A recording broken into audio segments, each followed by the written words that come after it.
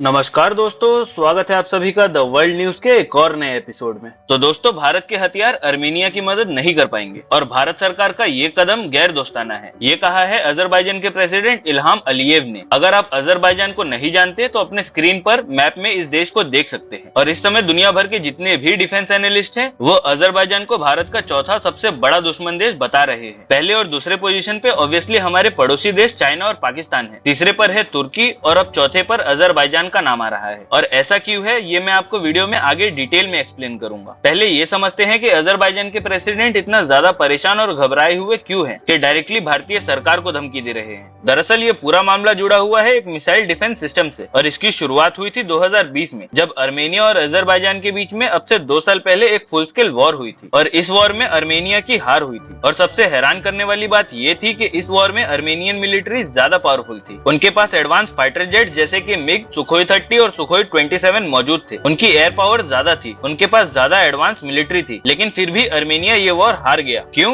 क्योंकि अजरबैजान के पास थे इजराइल और तुर्की से खरीदे हुए छोटे लेकिन पावरफुल ड्रोन्स, जिनके दम पर बहुत ही कम टाइम में अजरबैजान ने अर्मेनिया पर बहुत ही ज्यादा एयर स्ट्राइक कर दिए। हालांकि अर्मेनिया के पास इन ड्रोन्स को काउंटर करने के लिए S-300 नाम के अल्ट्रा एयर डिफेंस सिस्टम्स भी मौजूद थे, जिससे अर्मेनिया बहुत ही इजीली अजरबैजान के पूरे एयरफोर्स को और पूरे ड्रोन एयर स्ट्राइक्स को रोक सकता था। लेकिन रशिया ने इन S-300 के लिए ना तो मिसाइल्स दिए, ना ही टाइम पर इन एयर डिफेंस सिस्टम्स को अपग्रेड किया और तो और ना ही इन्हें मेंटेनेंस प्रोवाइड करवाई। इसी रीजन के कारण अर्मेनिया की इस वॉर में हार हुई और तभी से अर्मेनिया रशिया के अगेंस्ट हो गया है, क्योंकि अर्मेनिया ने रशिया के साथ एक डिफेंस पैक्ट साइन किया था, जिसके मुताबिक अगर अर्मेनिया पर कोई थर्ड कंट्री अटैक करेगा तो वो अटैक रशिया पर भी माना जाएगा और रशिया अर्मेनिया को बचाने आएगा। लेकिन जब अजरबैजान ने अर्मेनिया पर अटैक किया तो रशिया ने किसी भी तरह की हेल्प अर्मेनिया को प्रोवाइड नहीं करवाई। उल्टा जब अर्मेनिया की जमीन पर अजरबैजान ने कब्जा कर लिया तब जाकर रशिया आया और दोनों देशों के बीच में सेटलमेंट करवा दिया, जिससे हुआ ये कि अर्मेनिया का एक बहुत ही बड़ा हिस्सा अजरबैजान के पास चला गया और अर्मेनिया की एक बहुत ही एम्बैरेसिंग हार हुई। और तभी से अर्मेनिया रशिया के वेपन्स को अपने मिलिट्री से लगातार हटा रहा है और उनका सबसे बड़ा टारगेट है कि जल्द से जल्द जो अपने एयर डिफेंस सिस्टम्स है वहां से भी रशियन डिफेंस सिस्टम्स को हटाया जाए। और इसके लिए उन्होंने चूज किया है भारत के MRSAM को। दरअसल ये एक मीडियम रेंज का surface to air missile defence system है जो ड्रोन अटैक्स, मिसाइल अटैक्स और फाइटर जेट्स को काउंटर कर सकता है और इसकी रेंज भी अर्मेनिया जैसे छोटे देश के लिए काफी है। दूसरी सबसे इंपॉर्टेंट बात यह है कि इस MRSAM का जो इंटरसेप्टर मिसाइल है जो फाइटर जेट्स या आर्म ड्रोन्स को हवा में ही मारकर गिराता है, ये कॉस्ट में S-300 के मिसाइल्स के मुकाबले कई गुना सस्ता पड़ता है। ऐसे में अर्मेनिया पर फाइनेंशियल दबाव भी नहीं आएगा। लेकिन जो सबसे इंपॉर्टेंट पॉइंट है जिसके वजह से अर्मेनिया भारत से ही एयर डिफेंस सिस्टम खरीदना चाहता है वो ये है कि भारत एक बहुत ही रिलायबल पार्टनर है। आप पूछोगे वो कैसे? तो मान लीजिए कल को अर्मेनिया की वॉर स्टार्ट हो जाती है अजरबैजान के साथ और अर्मेनिया को MRSAM के लिए मिसाइल्स की जरूरत पड़ती है तो भारत तुरंत मिसाइल्स प्रोवाइड कर देगा, क्योंकि भारत को ये डर नहीं होगा कि अगर हमने अर्मेनिया को मिसाइल्स दिए तो अजरबैजान नाराज हो जाएगा या फिर अजरबैजान का फ्रेंडली कंट्री तुर्की नाराज हो जाएगा। भारत को इन सभी बातों का टेंशन नहीं होगा, क्योंकि अगर नाराज होते हैं तो होने दो। ऑलरेडी पाकिस्तान, तुर्की और अजरबैजान का एक बहुत ही बड़ा नेक्सस है जो भारत के खिलाफ काम करता है। उल्टा भारत अर्मेनिया को डिफेंस इक्विपमेंट प्रोवाइड करवाएगा तो भारत को ही फायदा होगा। और फिलहाल इस MRSAM की डील पर स्टेटस ये है कि अर्मेनिया भारत के इस डिफेंस सिस्टम के बारे में इंक्वायरी कर रहा है। ऑलरेडी बातचीत चल रही है और आने वाले टाइम में इस पर बड़ी ब्रेक थ्रू खबर निकलकर सामने आएगी। हालांकि आप में से कुछ लोगों का ये सवाल जरूर होगा कि इस डिफेंस सिस्टम डील पर अजरबैजान के प्रेसिडेंट इतना नर्वस क्यों है? तो नर्वस होने का रीजन ये है कि अब तक अजरबैजान को पता था कि अर्मेनिया को मिलिट्री सपोर्ट सिर्फ एक ही कंट्री देता है जो कि था रशिया। और मान लीजिए अगर हमारी वॉर फिर से अर्मेनिया के साथ होती है तो हम तुर्की के हेल्प से रशिया को रुकवा देंगे और रशिया से वेपन्स अर्मेनिया नहीं पहुंचने देंगे। और ऑलरेडी ये लोग 2020 के वॉर में ये काम कर चुके हैं। और आपको बता दूं कि रशिया ने बाकायदा प्रॉमिस करके रखा था, डिफेंस पैक्ट साइन किया था कि अर्मेनिया पर अगर कोई अटैक करेगा तो रशिया उनकी हेल्प करने को आगे आएगा। लेकिन रशिया फिर भी अर्मेनिया की हेल्प नहीं कर पाया, क्योंकि अजरबैजान ने तुर्की की मदद से रशिया को रुकवा दिया था। उस समय तुर्की और रशिया की फ्रेंडशिप स्ट्रॉन्ग थी और आज भी है।